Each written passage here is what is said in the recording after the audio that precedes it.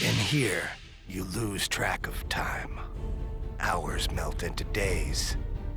Days turn into years. 30 years in my case. After so much time in solitary, I should have been getting better.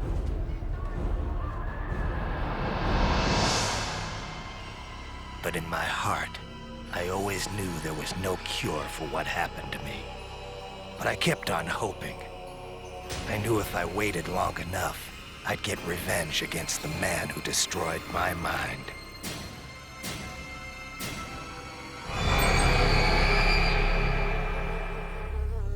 But I could only wait so long. Every day, the visions got worse. Soon I wouldn't be able to tell reality from my nightmares. But then, my life changed. He called himself Calypso. He said he ran a contest. Winner take all. In my case, first prize meant getting even with the man who stole my sanity. How could I refuse? I agreed to play.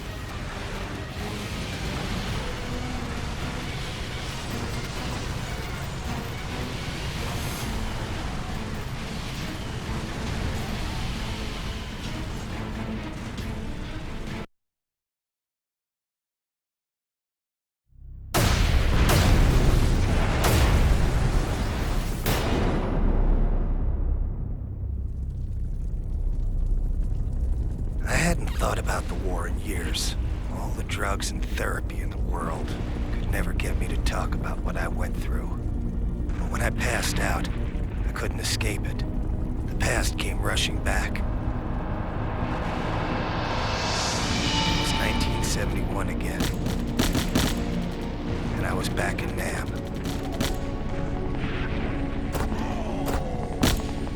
Ben had gone down. It was just me, all alone, trying to revive him. I was shouting to Benny, trying to see if he was okay. But before I knew it, the enemy was on me.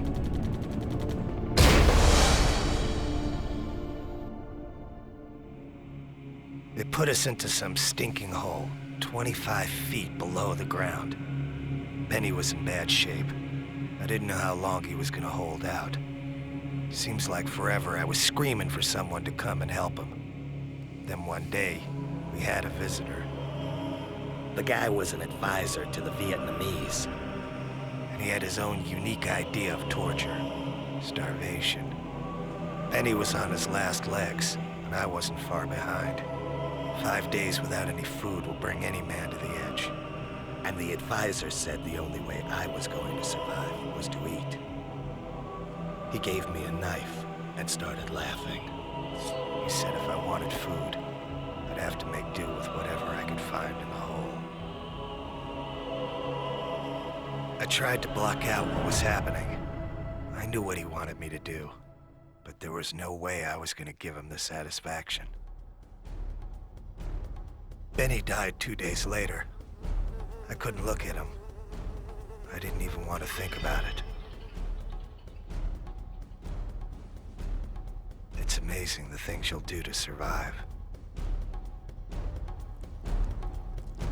I think Benny would have understood.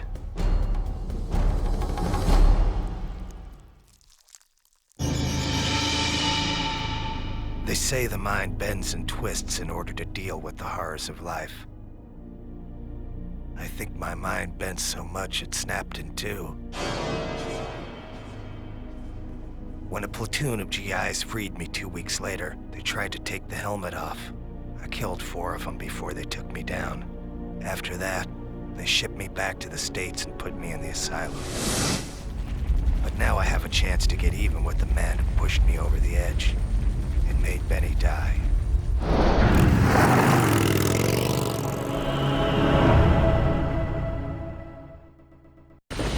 You're in violation of Midtown City Code 4432. Step out of your vehicle and surrender peacefully. Time's up.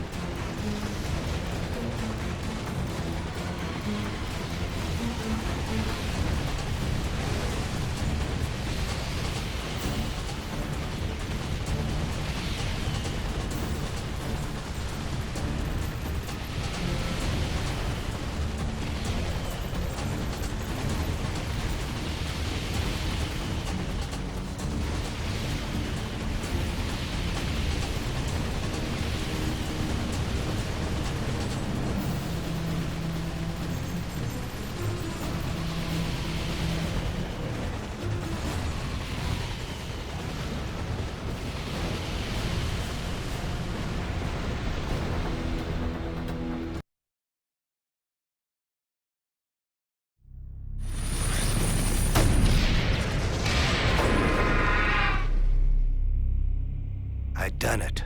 The battle was over. I'd won the contest. I went to see Calypso.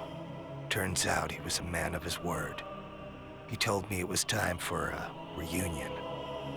After all these years, the advisor looked exactly the same. He didn't know who I was, but I recognized him. I'd been seeing his face in my nightmares for 30 years. Calypso had one more special prize for me. Dinner for one.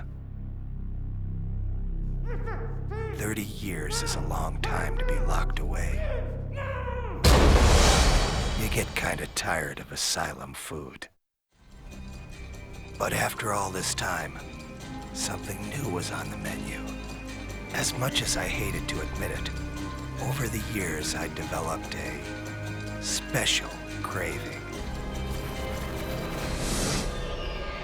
for human flesh.